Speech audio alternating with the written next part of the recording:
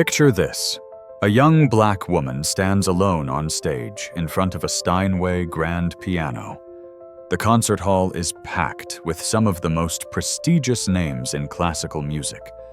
She's wearing a dress that's been carefully pressed, but anyone can see it's not from the boutiques where her classmates shop. Her hands tremble slightly as she adjusts the bench. In the third row, a blonde girl leans toward her friends, her voice just loud enough to carry. "Maybe you should play something simple," she says, her smile sharp as glass. "Something you can actually handle. We wouldn't want you to embarrass yourself." Laughter ripples through the audience. Some polite, some not. The young woman at the piano closes her eyes. Her fingers hover over the keys. This is the moment everything changes. This is the moment Jasmine Williams has been preparing for her entire life. But to understand what happens next, to understand why this single performance will leave an entire room speechless, we need to go back. Back to a basement in Detroit. Back to a promise made to a little boy in a wheelchair. Back to where it all began. This is the story of how one woman silenced every doubt, every whisper, every person who ever told her she didn't belong. Jasmine Williams grew up in a neighborhood where the sound of sirens was more common than the sound of music. The east side of Detroit, where abandoned houses outnumbered occupied ones, where opportunities were scarce and dreams felt like luxuries most people couldn't afford.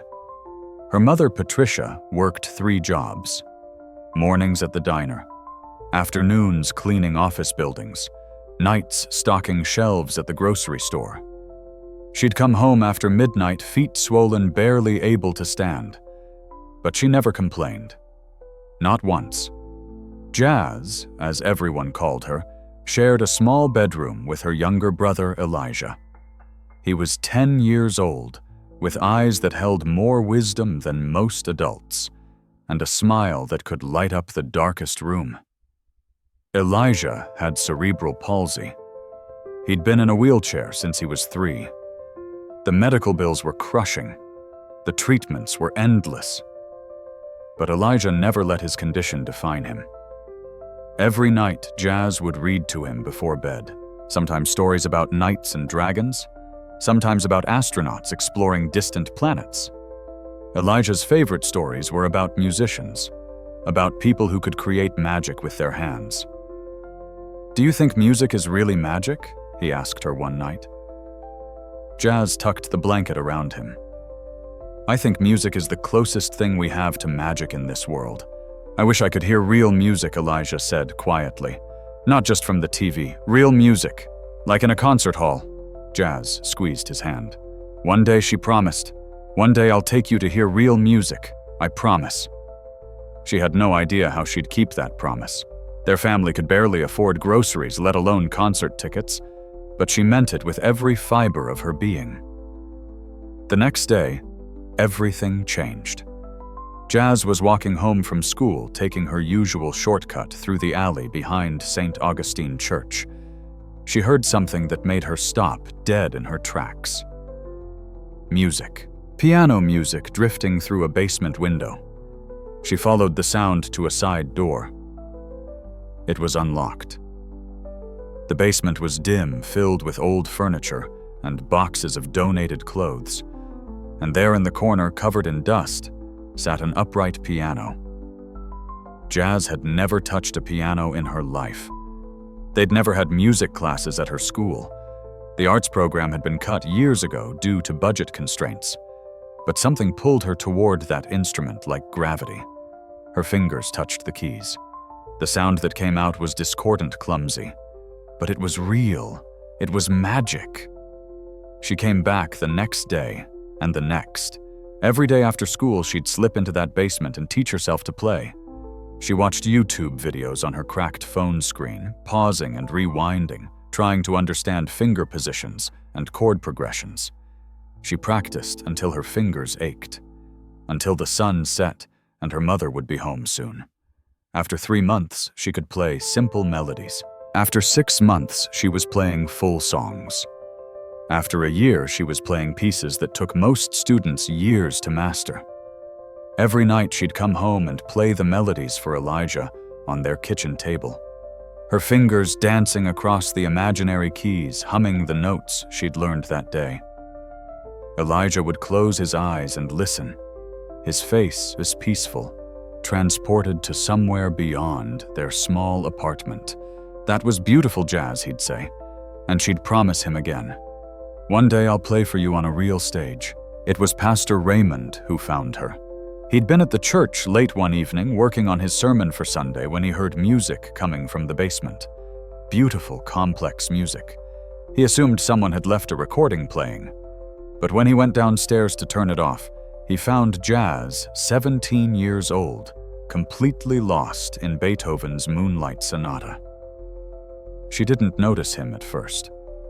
Her eyes were closed, her entire body moving with the music. Every note was precise. Every phrase was filled with emotion. It wasn't just technically perfect. It was alive. When she finished, Pastor Raymond stepped forward. Jazz jumped, terrified she'd be in trouble for trespassing. "How long have you been coming here?" he asked. "I'm sorry," Jazz stammered. "I didn't mean to. I'll leave. I won't come back." "Child, stop." Pastor Raymond held up his hand. "How long have you been playing piano?" "About a year and a half. I taught myself." "I'm sorry if I wasn't supposed to taught yourself." Pastor Raymond stared at her in disbelief. "You're telling me you've been playing for less than 2 years and you just played Beethoven like that?" Jazz nodded, confused by his reaction. Pastor Raymond sat down heavily on an old folding chair. "That's not possible. That takes years of training, professional instruction. I watched videos," Jazz said quietly, "and I practiced. A lot." The pastor was quiet for a long moment. Then he pulled out his phone. "I need to make a call." 2 weeks later, Jazz found herself sitting in an office at the Boston Conservatory of Music, one of the most prestigious music schools in the country. Professor David Bennett, the head of the piano department, had driven all the way to Detroit after Pastor Raymond's call.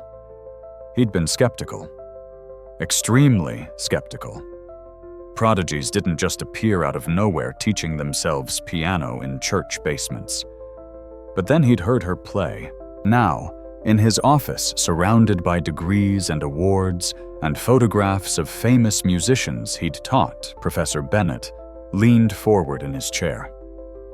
"Miss Williams, what you have is extremely rare. What you have is a gift that most people spend their entire lives trying to develop. I want to offer you a full scholarship to our conservatory." Jazz's heart stopped. A scholarship, full tuition, room and board, everything. You'd start this fall.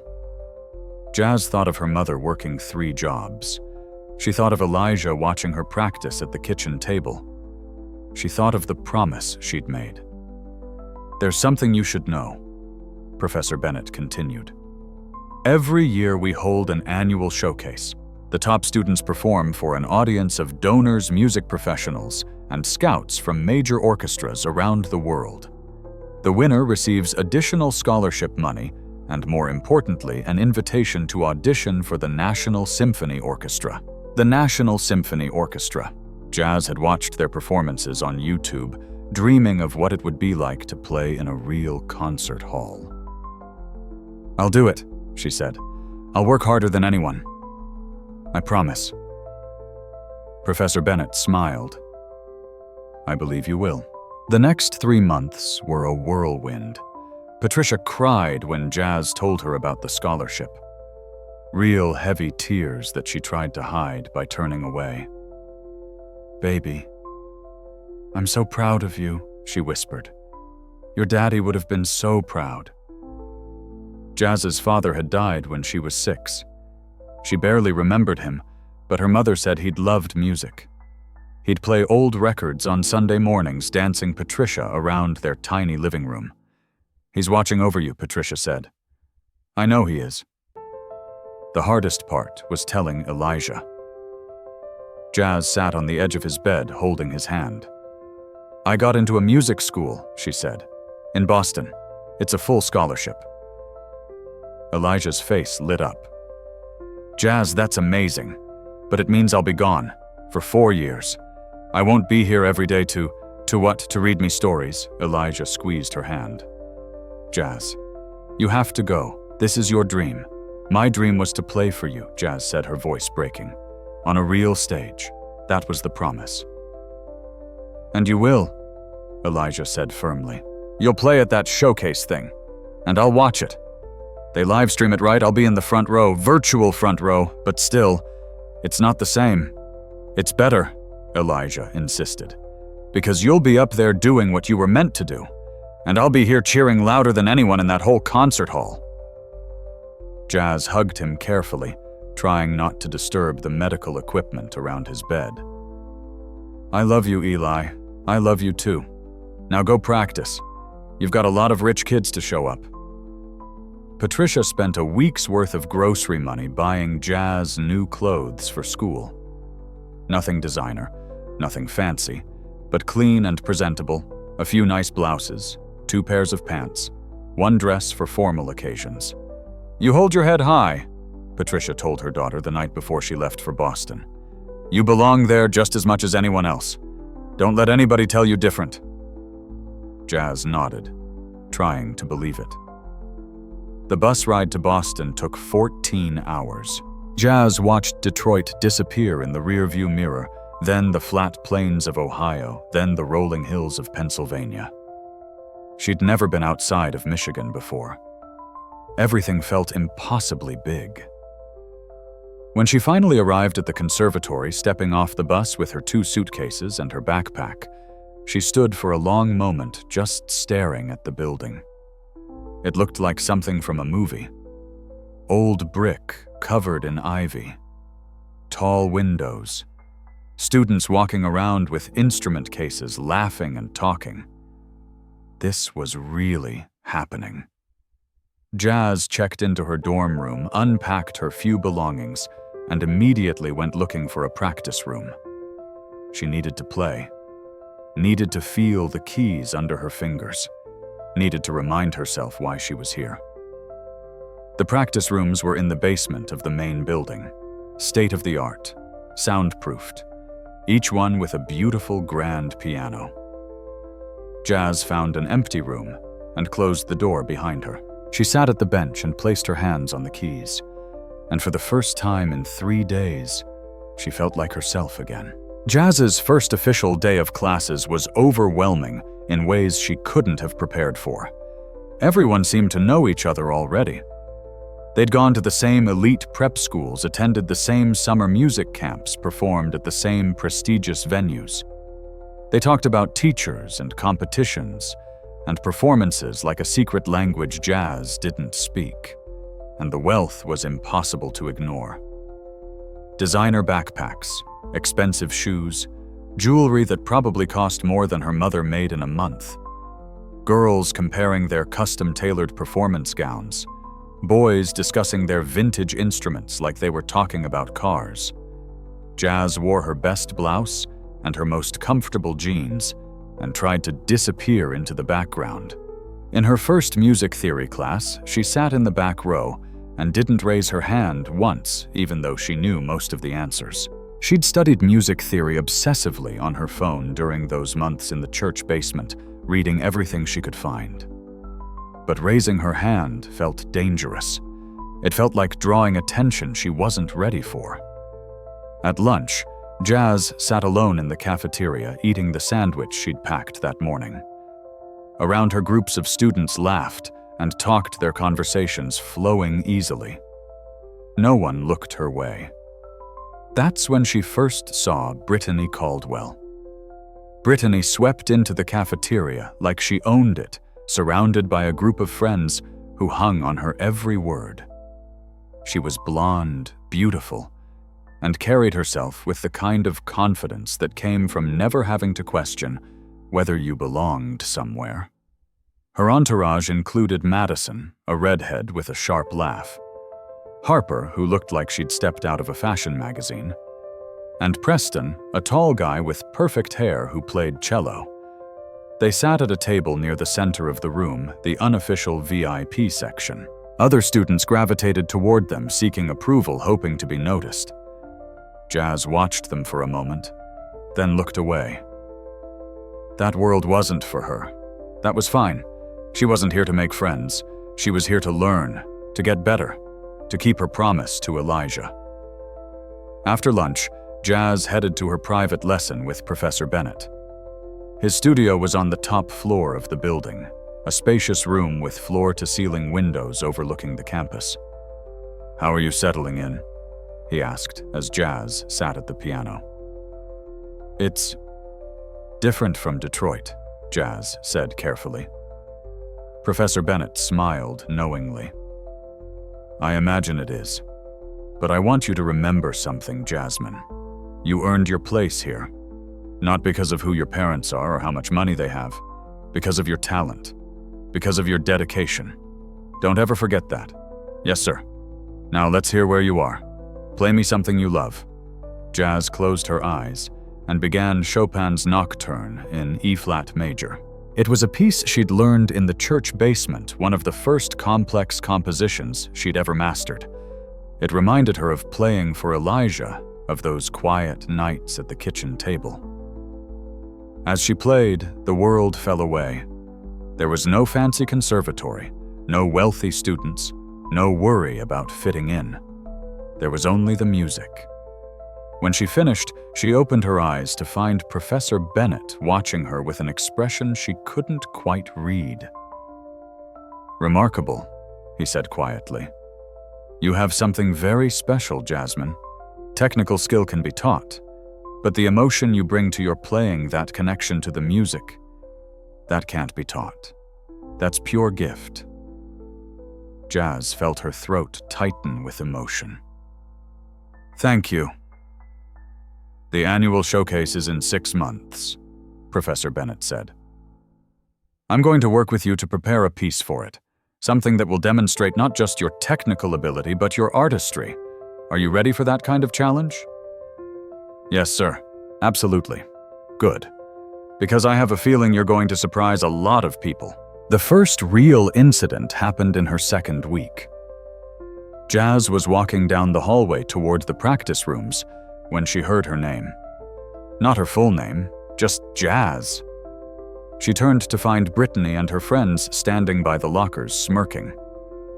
"That's your name, right, Jazz?" Brittany asked, her tone dripping with false sweetness. "How perfect. Maybe you should switch to jazz piano instead of classical. Might be more natural for you." Madison giggled. Harper tried to hide her smile behind her hand. Jazz felt heat rise to her cheeks. She knew exactly what Brittany was implying. "My name is Jasmine," she said quietly. "Jazz is just a nickname."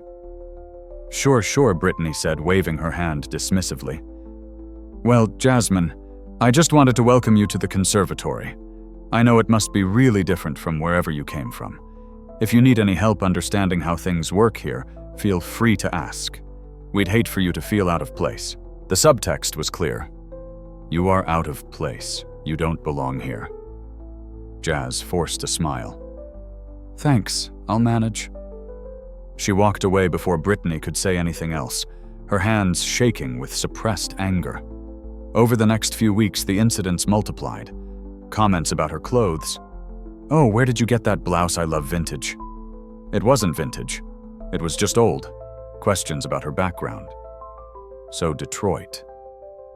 That must have been intense. I can't even imagine living somewhere like that. Whispers when she entered a room. Conversations that stopped abruptly when she walked by. The practice rooms were suddenly always booked when Jazz tried to reserve them, even though she'd see them sitting empty. She ended up practicing late at night after everyone else had gone to bed, sneaking into whatever room she could find unlocked. In music history class, when the professor asked about students' backgrounds in classical training, Brittany made sure to mention she'd been playing since she was 4, studying with renowned instructors performing at Carnegie Hall when she was 12. When the professor asked Jazz about her background, she said simply, "I'm mostly self-taught." The room went quiet.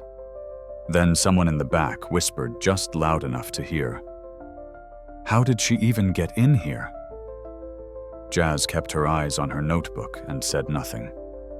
But she practiced harder, longer.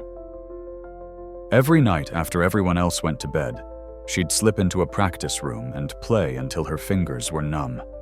She'd video call Elijah before he went to sleep, and he'd ask about her day, and she'd lie and say everything was great. "Are you making friends?" Elijah asked one night. "Sort of," Jazz said. "Everyone's really focused on their music, you know. Not a lot of time for socializing. You're not letting them push you around, are you?" Jazz forced a laugh. "Nobody's pushing me around, Eli. I'm fine, I promise." But she wasn't fine. She was exhausted. Emotionally and physically drained from constantly being on guard from the microaggressions and the overt hostility, from being treated like she'd stolen a spot that should have gone to someone else. The only place she felt safe was at the piano. Professor Bennett noticed. During one of their lessons, he stopped her mid-piece. "What's wrong?" he asked. "Nothing's wrong. I just made a mistake. I'm not talking about the music. I'm talking about you. You seem diminished. That fire I heard when you first played for me, it's still there, but it's buried under something." "What's going on?" Jazz wanted to tell him. Wanted to explain about Brittany, about the constant feeling of not belonging, about how hard it was to focus on music when she felt like everyone was waiting for her to fail. But she couldn't. Complaining felt like weakness, like proving everyone right. "I'm just adjusting," she said. "It's a big change from Detroit." Professor Bennett studied her for a long moment. "Jasmine, I've been teaching for 30 years. I've seen a lot of students come through here. Some of them come from wealth and privilege. Some don't. And I can tell you with absolute certainty that where you come from has nothing to do with how far you'll go. Your talent is undeniable. Don't let anyone make you question that." Jazz nodded, not trusting herself to speak. "The showcase is in 4 months," Professor Bennett continued. "I want you to start preparing your piece now. I'm thinking Rachmaninoff, Piano Concerto No. 2.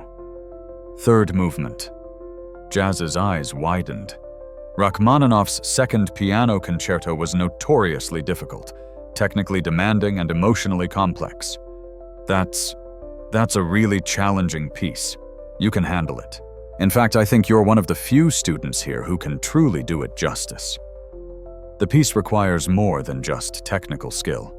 It requires soul. And Jasmine, you have soul in abundance. What if I fail? Then you fail having tried something extraordinary. But I don't think you're going to fail. I think you're going to blow everyone away. As the showcase approached, the pressure intensified. And so did Brittany's campaign against Jazz. It started small. Sheet music that went missing from Jazz's locker. Practice room reservations that mysteriously got canceled. Technical glitches that somehow only affected her.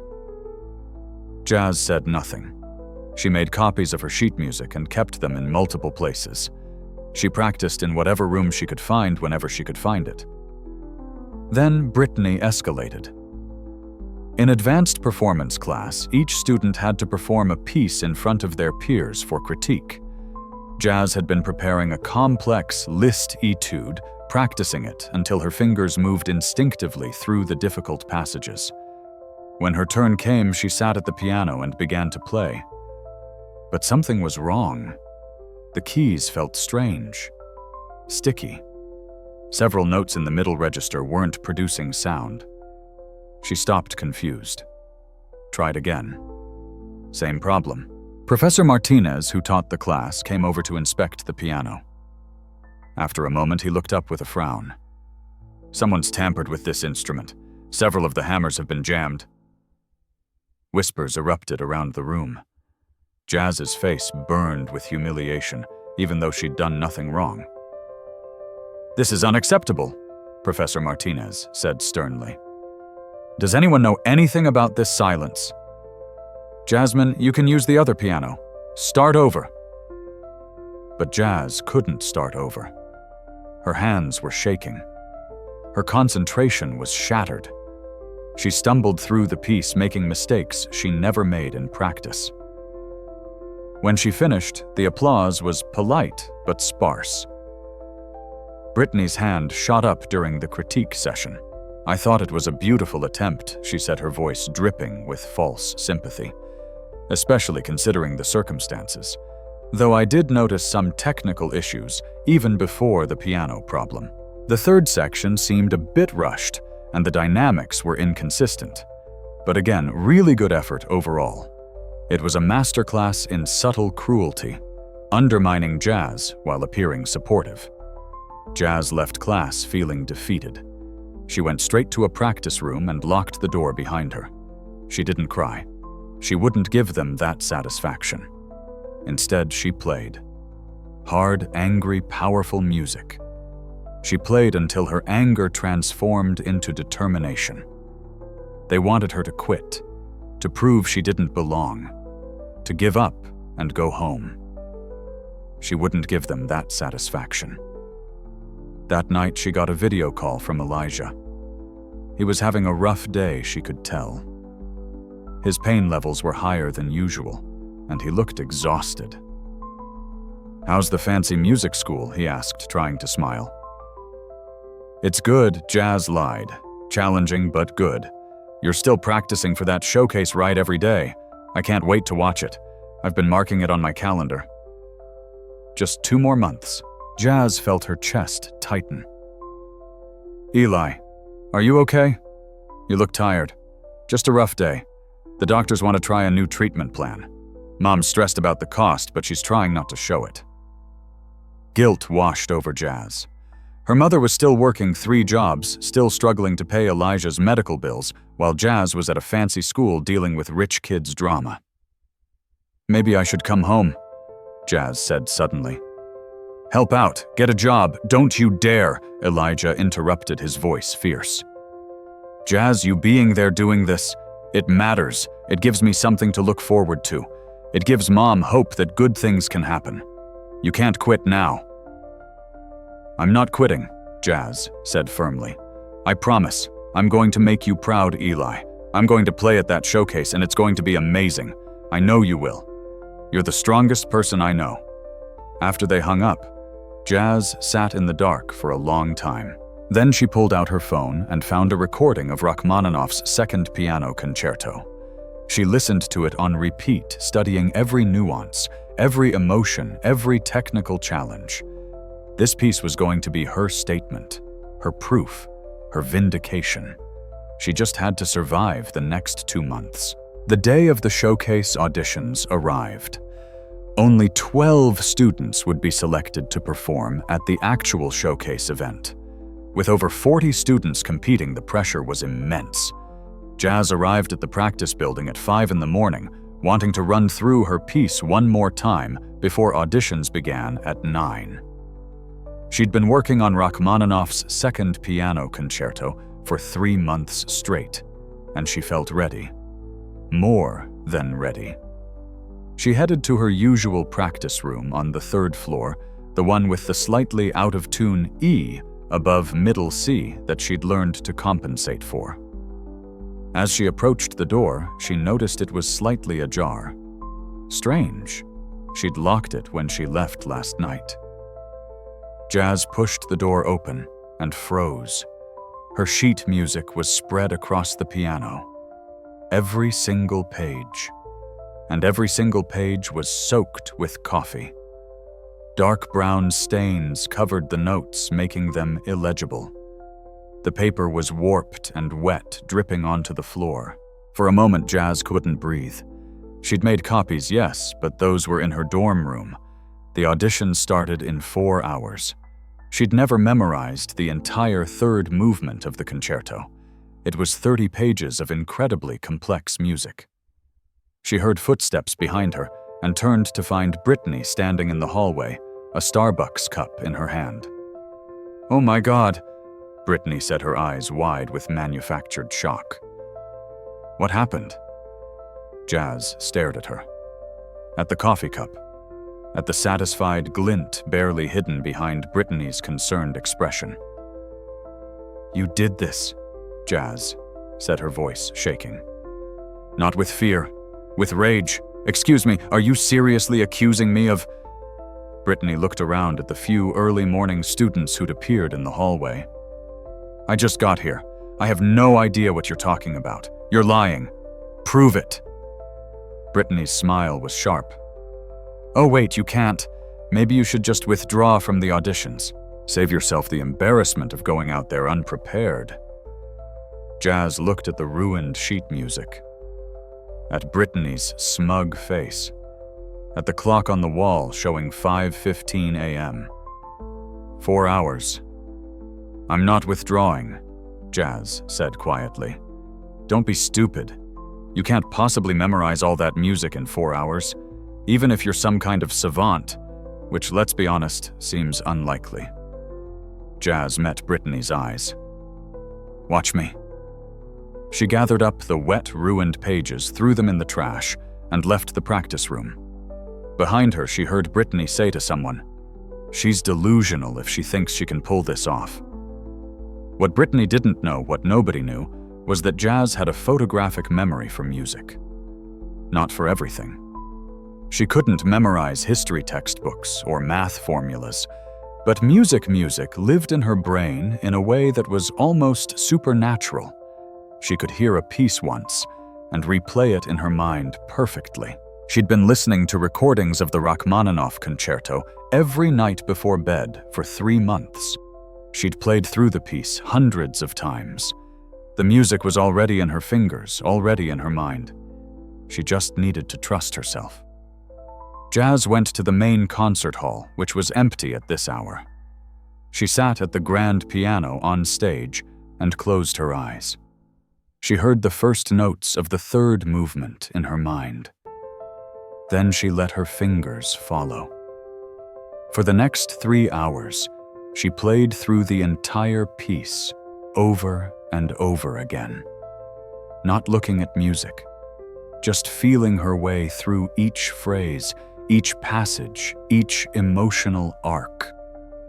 At 8:45, she stood up from the piano. Her fingers ached, her back was stiff, but she knew the piece. Every note, every dynamic, every emotion. When Professor Bennett called her name at 9:30, Jazz walked into the audition room with her head held high. "Miss Williams," Professor Bennett said, sitting with 2 other faculty members at a table in the front row. "You may begin whenever you're ready." Jazz sat at the piano. She placed her hands on the keys, and she began to play. The opening measures of Rachmaninoff's Piano Concerto No. 2 third movement filled the room. Powerful, confident, alive. When she finished, the 3 professors sat in stunned silence. Finally, Professor Bennett spoke. "Where was your sheet music? I didn't need it," Jazz said simply. "You memorized the entire third movement." "Yes, sir." Professor Bennett exchanged glances with his colleagues. "Miss Williams, that was extraordinary. We'll post the results this evening." Jazz walked out of the audition room feeling lighter than she had in months. She'd done it. Despite everything, despite Brittany's sabotage, despite the odds, she'd done it. That evening when the cast list was posted, Jazz's name was 3rd on the list. Brittany's name was 1st. The showcase was in 2 weeks.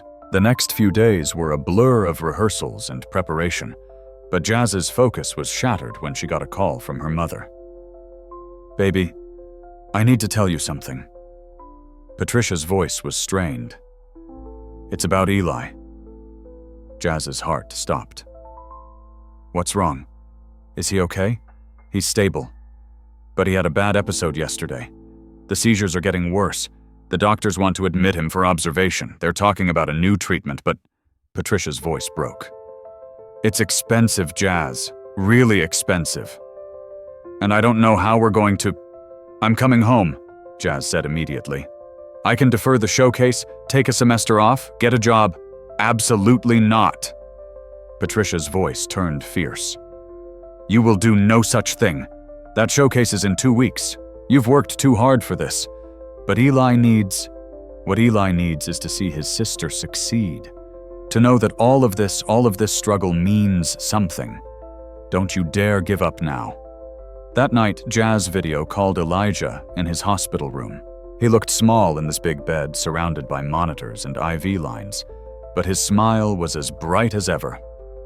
Hey, superstar, he said. Mom told me you tried to bail on the showcase. Not cool. Eli, you're in the hospital. That's more important than some performance. Wrong. You know what I was thinking about when I was having my seizure? I was thinking about you on that stage.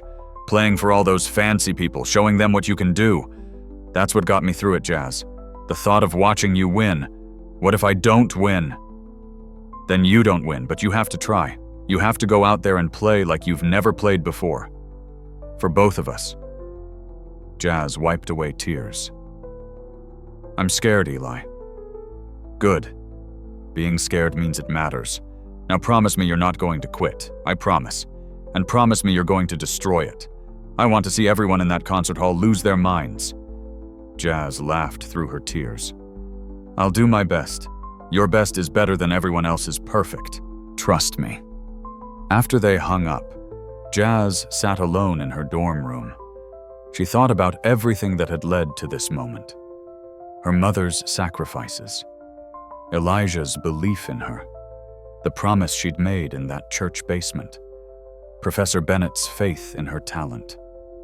She thought about Brittany and her friends. About all the whispers and the sabotage and the constant message that she didn't belong. She pulled up a recording of Rachmaninoff's Second Piano Concerto and listened to the third movement one more time. This piece was about triumph over adversity, about finding light in darkness, about proving that beauty and power could come from unexpected places. It was perfect. Jazz opened her laptop and sent an email to Professor Bennett. I want to dedicate my performance to my brother, Elijah. Is that allowed? 5 minutes later, he responded, of course, it would be an honor. The showcase was 12 days away. The final week before the showcase was brutal. Every student selected for the program was given access to the concert hall for practice sessions. Jazz had the slot from 6 to 8 a.m. before anyone else arrived. She didn't mind the early hours. She preferred having the space to herself, without the judgment and whispers. Brittany's practice slot was prime time 2 to 4 p.m., when faculty members often dropped by to check on students' progress. Jazz heard through the conservatory grapevine that Brittany's performance was flawless, that she was the obvious favorite to win. That was fine. Jazz wasn't trying to compete with Brittany. She was trying to honor her promise, to play for Elijah, to prove to herself that she belonged. On Thursday, 4 days before the showcase, Jazz was finishing her morning practice when she heard voices in the hallway. She recognized them immediately, Brittany Madison and Harper. I still can't believe they let her into the showcase, Madison was saying. It's like they're just trying to fill some kind of quota. Oh, please. Brittany's voice dripped with disdain. They have to let at least one diversity pick in. Makes the conservatory look good for the donors.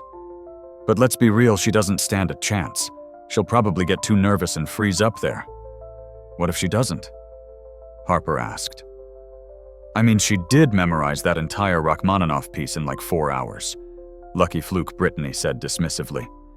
Besides, even if she plays it perfectly, which she won't, I've got connections. My father's on the board. The Caldwell name means something. She's a nobody from nowhere.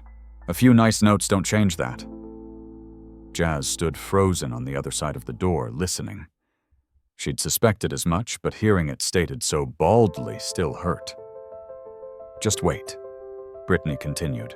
On Saturday night, when I'm accepting my award and my orchestra invitation, she'll be packing her bags to go back to whatever ghetto she came from. This was fun while it lasted, but reality always wins.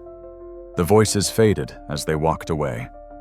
Jazz stood alone in the empty concert hall. She looked at the grand piano on stage, at the rows of empty seats that would be filled in 4 days with donors and faculty and professional musicians. She thought about what Professor Bennett had said. Your talent is undeniable. She thought about Elijah. Your best is better than everyone else's perfect.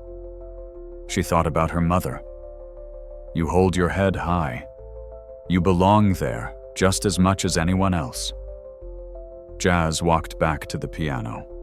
She sat down, and she played the Rachmaninoff piece from beginning to end, pouring every ounce of emotion into it, every bit of anger at the injustice, every bit of love for her family, every bit of determination to prove that she was more than what people assumed about her. When she finished, she opened her eyes to find Professor Bennett standing at the back of the hall. "How long have you been there?" she asked. "Long enough," he said, walking down the aisle toward the stage. "That was, Jasmine, if you play like that on Saturday, there won't be a dry eye in the house. Brittany thinks I'm going to fail. I know what Brittany thinks. I also know that Brittany is about to get a very rude awakening. You're ready for this. More than ready. Trust yourself. I'm scared I'll let everyone down. My mom, my brother, you." Professor Bennett climbed onto the stage and sat on the bench next to her. "Let me tell you something about the music business. The politics, the connections, the money they open doors. But once you're on that stage, once you touch those keys, none of that matters. All that matters is the music. And Jasmine, your music speaks louder than any pedigree or bank account ever could. What if that's not enough? Then the world is more broken than I thought. But I don't believe that. I've been in this business for 30 years, and I can tell you with absolute certainty real talent always rises. Always. You just have to be brave enough to show it." Jazz nodded, not quite believing him, but wanting to. "Go get some rest," Professor Bennett said.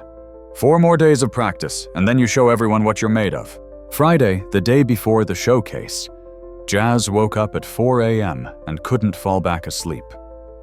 She video called Elijah, forgetting about the time difference. He answered anyway, looking tired but happy. "Couldn't sleep. Tomorrow's the big day. I'm freaking out. Good. Channel that energy into the performance. Fear and excitement are the same thing, just different labels. When did you get so wise?" "Hospital TV has a lot of TED Talks." Elijah grinned.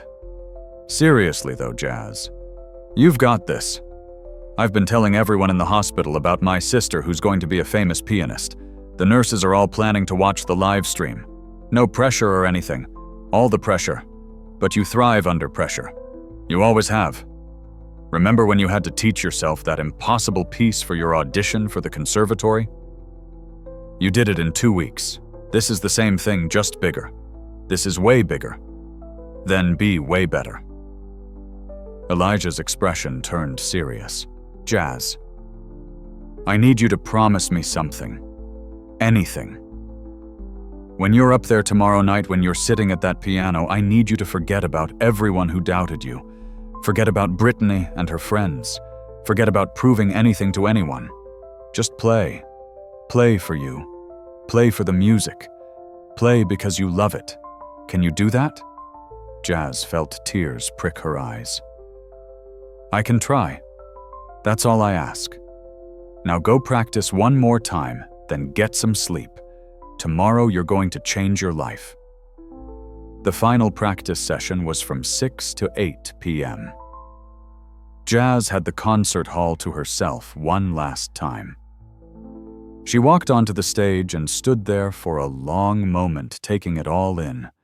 The empty seats, the perfect acoustics, the beautiful Steinway grand piano waiting for her. Tomorrow, this room would be packed. Important people would be watching. Everything she'd worked for would come down to one performance. Jazz sat at the piano and played through her piece one final time. Not perfectly. She made a few mistakes, stumbled over a difficult passage in the second section, but that was okay. She knew the nerves of performance would either sharpen her focus or break her concentration.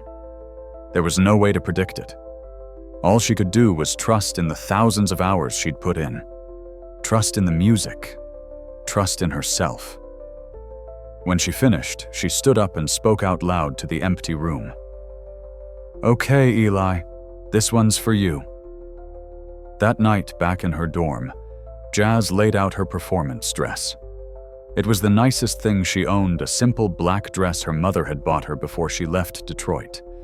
It wasn't designer, it wasn't expensive, but it was hers, and it was perfect. She tried to sleep, but kept waking up every hour. Finally, at 5 a.m., she gave up and took a long shower. She did her hair carefully, put on minimal makeup, and dressed slowly, methodically. By 7 a.m., she was ready. The showcase didn't start until 7 p.m., but she couldn't sit still.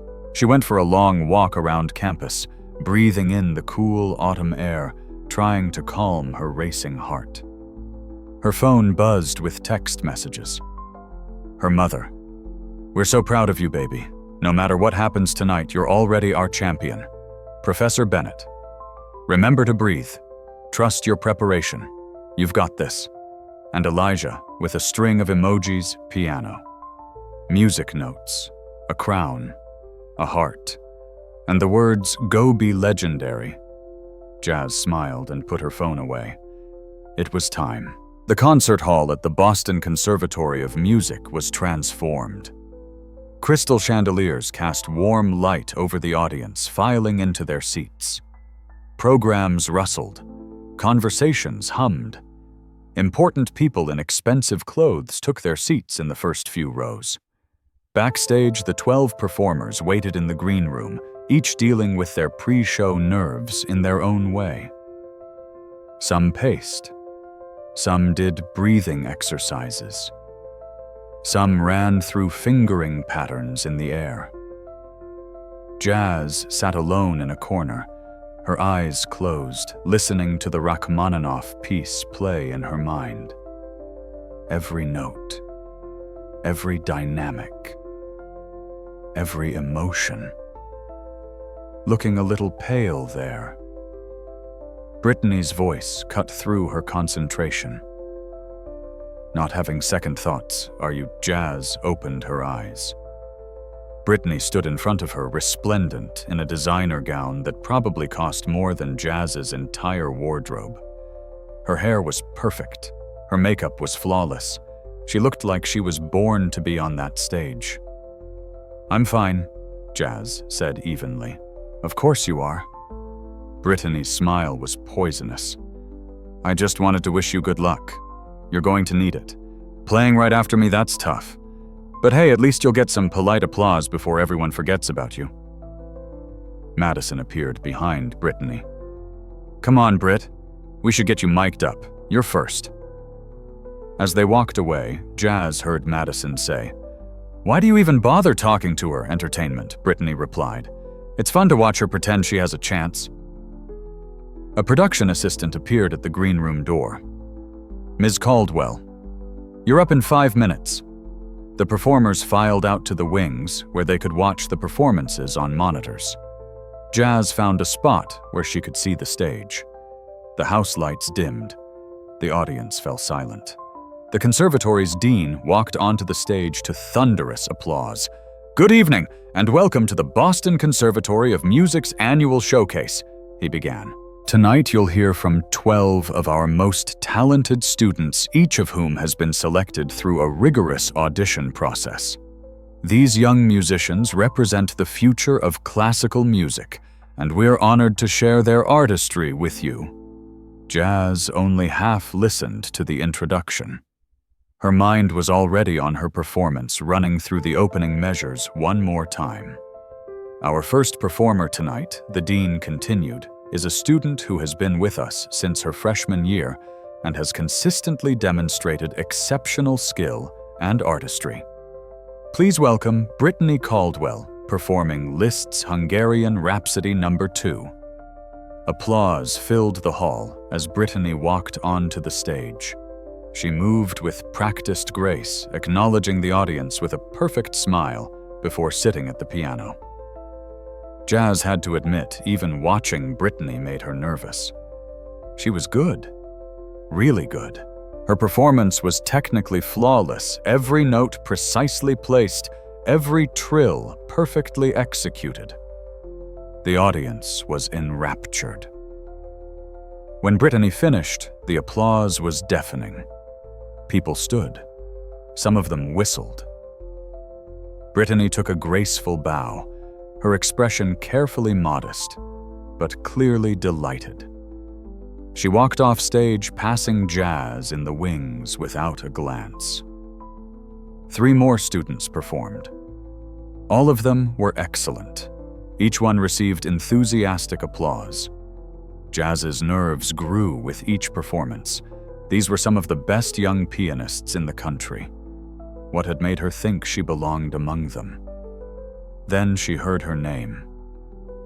Our next performer is a first-year student who has quickly become one of the most talked-about talents at our conservatory. Despite being largely self-taught before arriving here, she has demonstrated a rare combination of technical skill and emotional depth. Tonight, she'll be performing the 3rd movement of Rachmaninoff's Piano Concerto No. 2. Please welcome Jasmine Williams. The applause was polite, but noticeably less enthusiastic than it had been for Brittany. Jazz walked onto the stage. The stage lights were blindingly bright. Jazz couldn't see individual faces in the audience, just a sea of shadowy figures. She walked to the piano, her heart pounding so hard she was sure everyone could hear it. She adjusted the bench, sat down, placed her hands on her lap for a moment, trying to steady her breathing. Then she heard it. A voice from the audience, not quite a whisper. Loud enough to carry. This should be interesting. Another voice, female, dripping with skepticism. I heard she's self-taught. How did she even get into the conservatory? And then cutting through everything else, Brittany's voice deliberately loud. Maybe you should play something simple, Jasmine. Something you can actually handle. We wouldn't want you to embarrass yourself. Laughter rippled through the audience. Some people shushed others, but the damage was done. The room was divided between those who were curious and those who had already decided Jazz didn't belong. Jazz's hands trembled on her lap.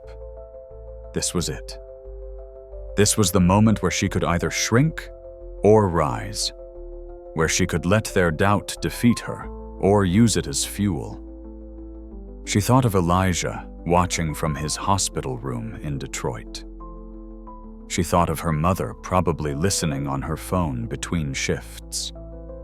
She thought of Professor Bennett sitting somewhere in that audience believing in her. She thought of every person who had ever told her she didn't belong. Every microaggression, every doubt, every obstacle. And then she thought of the music, the Rachmaninoff, the triumph over adversity built into every note of that composition. Rachmaninoff had written this piece after years of depression and self-doubt after everyone had counted him out. It was his comeback, his vindication. It was perfect. Jazz lifted her hands and placed them on the keys. For just a moment, the hall was completely silent, waiting, judging. Then she began to play. The opening notes of Rachmaninoff's Piano Concerto No. 2 third movement exploded into the concert hall. Not tentative, not apologetic, powerful, confident, commanding. Jazz's hands flew across the keys with absolute certainty. Every note was exactly where it needed to be. Every dynamic was perfect. But it was more than technical precision. It was alive. The rapid ascending passages sparkled like light on water. The crashing chords shook the air. The delicate melodic sections sang with such emotion that people leaned forward in their seats, drawn in despite themselves. Jazz was no longer in a concert hall in Boston. She was in that church basement in Detroit, discovering magic for the first time. She was at her kitchen table playing Invisible Keys for Elijah. She was every late-night practice session, every moment of doubt transformed into determination. The music told a story. It spoke of struggle and perseverance, of darkness giving way to light, of triumph earned through suffering, of beauty emerging from pain. In the audience, mouths fell open. People who had been skeptical 30 seconds ago now sat transfixed. This wasn't just a talented student playing a difficult piece. This was artistry. This was transcendence. Professor Bennett, sitting in the fourth row, felt tears streaming down his face. In 30 years of teaching, he had never heard anything quite like this. Backstage, the other performers watched the monitor in stunned silence. Even Brittany stood frozen, her confident smirk slowly fading into an expression of dawning realization. Jazz reached the climactic section of the piece where the tempo increases and the technical demands become almost superhuman. Her fingers moved so fast they blurred. The sound was overwhelming, filling every corner of the hall, impossible to ignore or dismiss.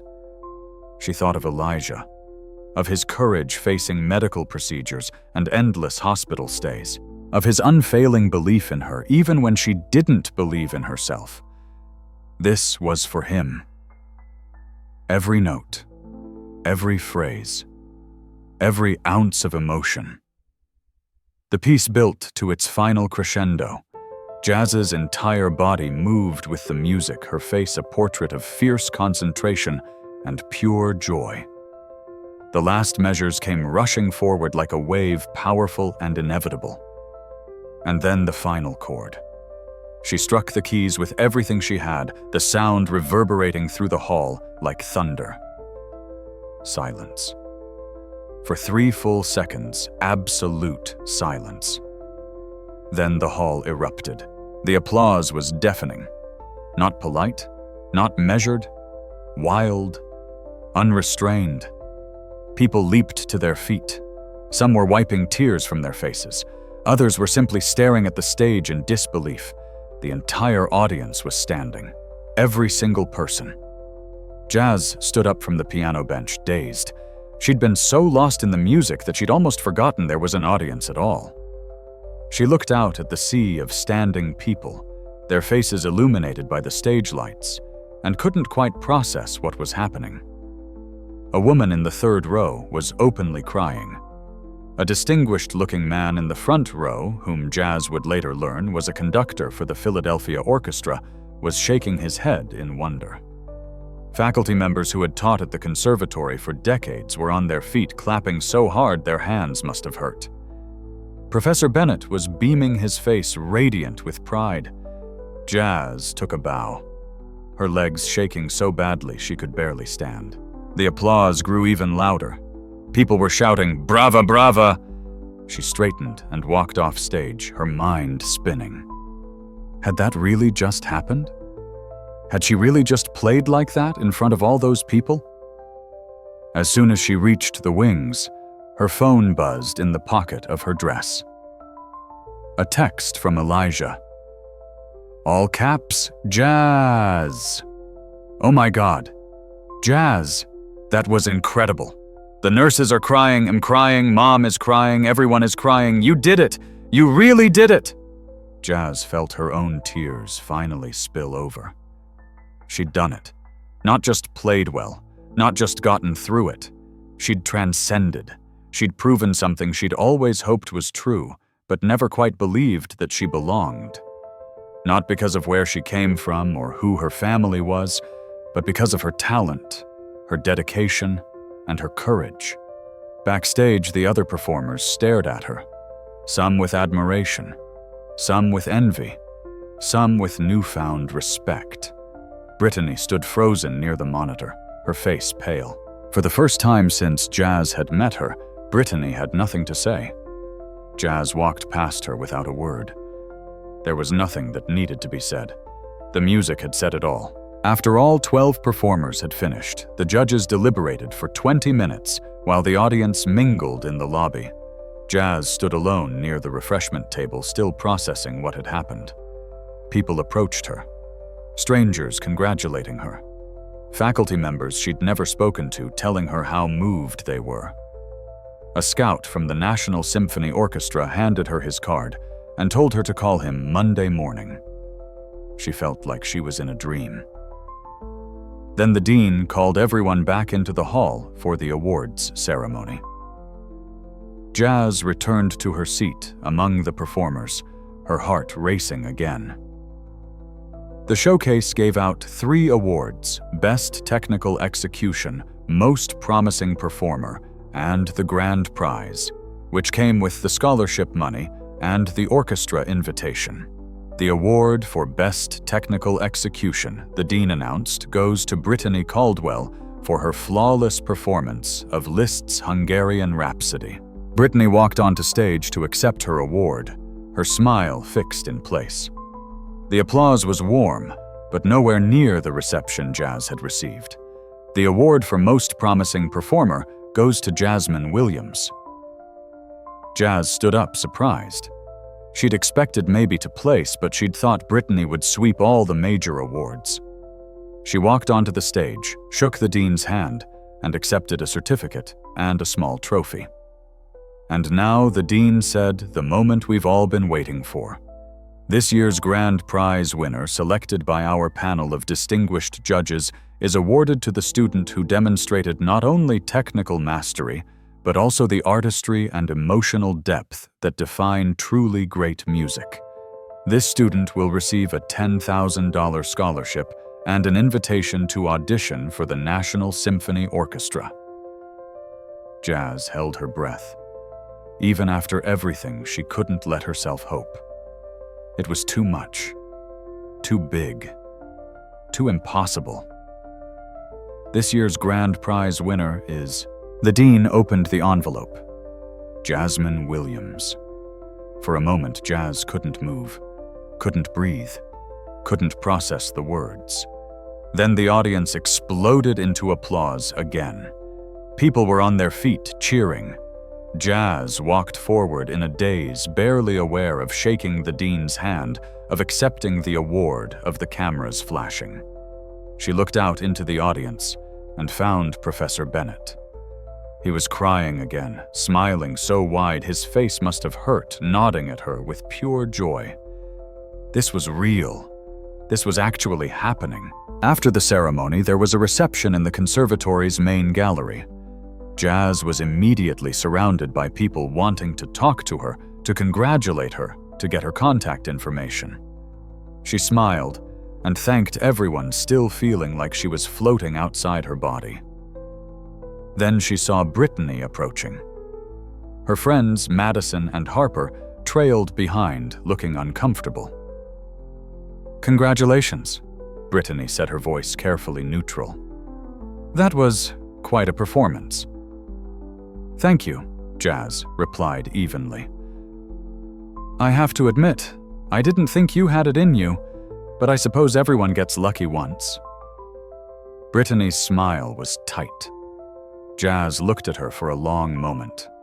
She thought about all the ways she could respond, all the things she could say about the sabotage, the discrimination, the constant undermining. She could be gracious and let it go, or she could finally tell Brittany exactly what she thought of her. In the end, she chose a third option. "It wasn't luck," Jazz said quietly. "It was work. Years of practice in a church basement. Thousands of hours of teaching myself because I couldn't afford lessons.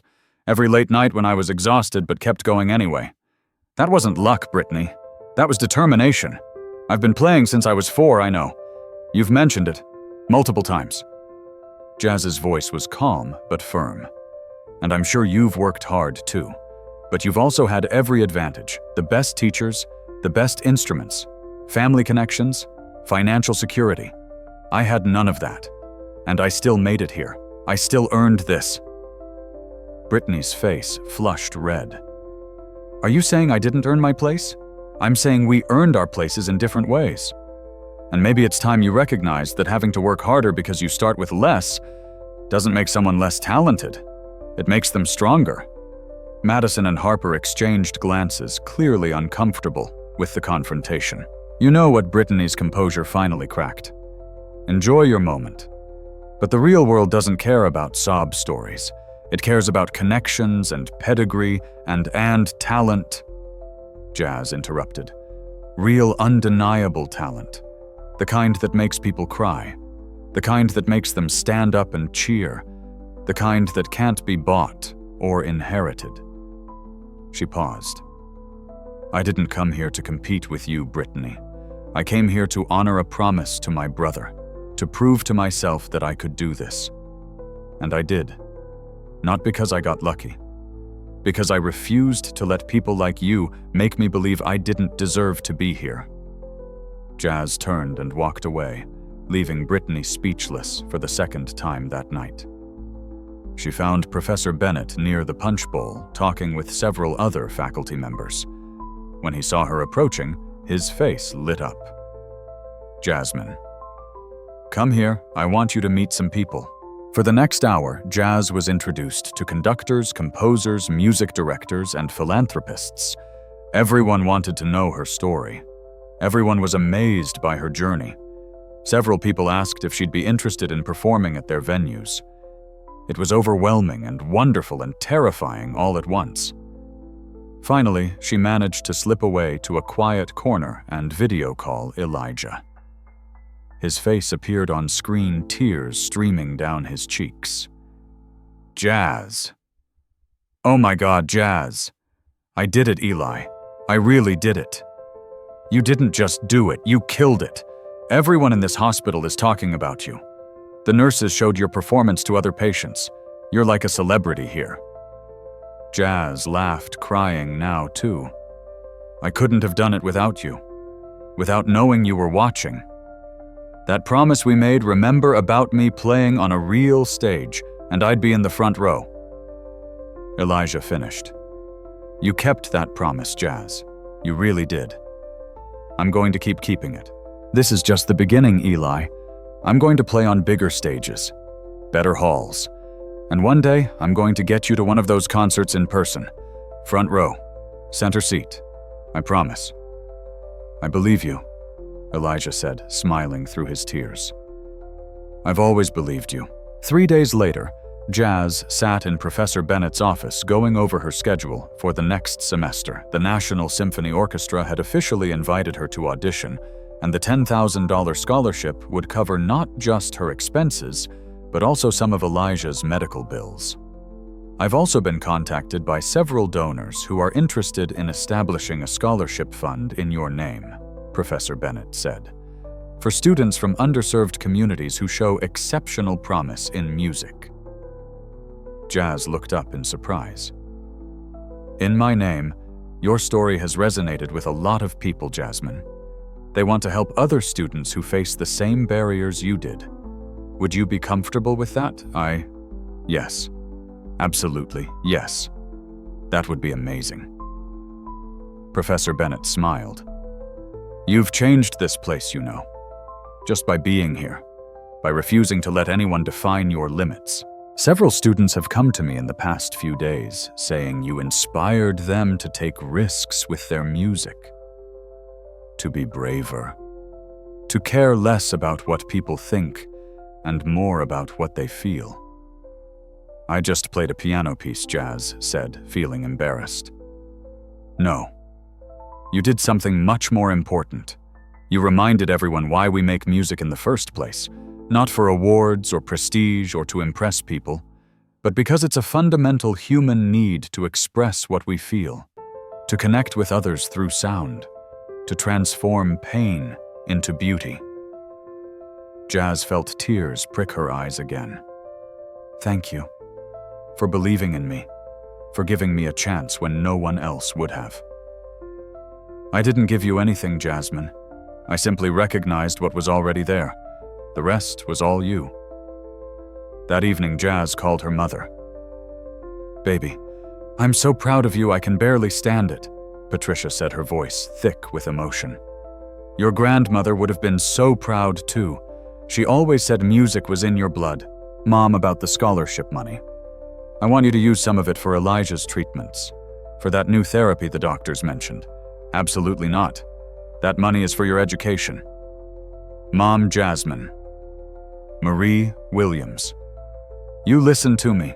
You've already done more for this family than any child should have to. You've given us hope. You've shown us that good things can happen to good people. That's worth more than any amount of money.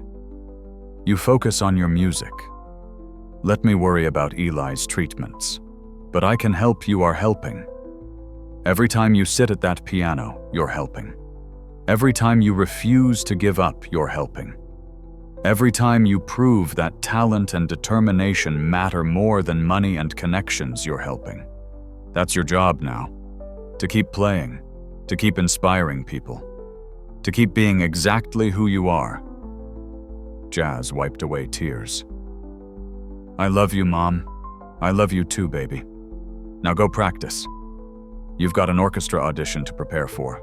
6 months later, Jasmine Williams walked onto the stage at the Kennedy Center in Washington, D.C., home of the National Symphony Orchestra.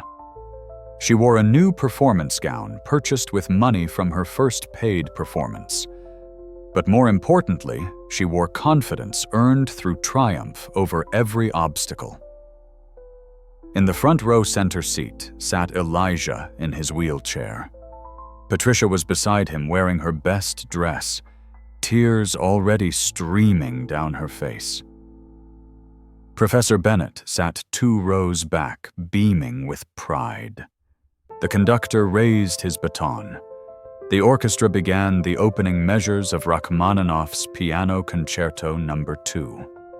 And when Jazz's cue came, her hands descended on the keys with the same power and passion that had changed her life that night in Boston.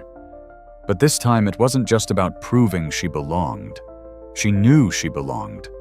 This time it was pure joy, pure music, pure magic. When she finished, the Kennedy Center erupted in a standing ovation. But Jazz only had eyes for one person. She looked directly at Elijah, who was crying and smiling and clapping as hard as he could. She'd kept her promise. In the following months, Jazz established the Jasmine Williams Foundation for Young Musicians, providing free piano lessons and instruments to children in underserved communities across the country. She performed in concert halls across America and Europe. She gave masterclasses and lectures on overcoming adversity through art. But her favorite performances were still the small ones, playing for kids in Detroit who reminded her of herself, teaching them that music doesn't care about your bank account or your zip code or what anyone else thinks you're capable of. Music only cares about what you bring to it. And if you bring your whole heart, your full dedication, and your absolute courage, music will give you back something bigger than yourself. It will give you magic. If this story moved you, if Jasmine's journey inspired you, I encourage you to share it with someone who needs to hear it. Share it with someone who's been told they're not good enough, not talented enough, not connected enough to achieve their dreams. Because the truth is, stories like Jasmine's happen every day. People who refuse to accept the limitations others try to place on them. People who transform obstacles into opportunities. People who prove that talent, determination, and courage are more powerful than any advantage money can buy. If you enjoyed this story, please subscribe to this channel for more inspiring true stories about people who refused to give up.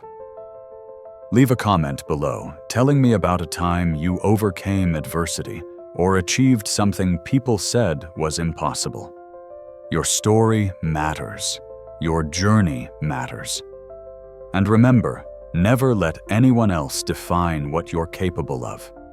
The only limits that matter are the ones you place on yourself. Thank you for watching.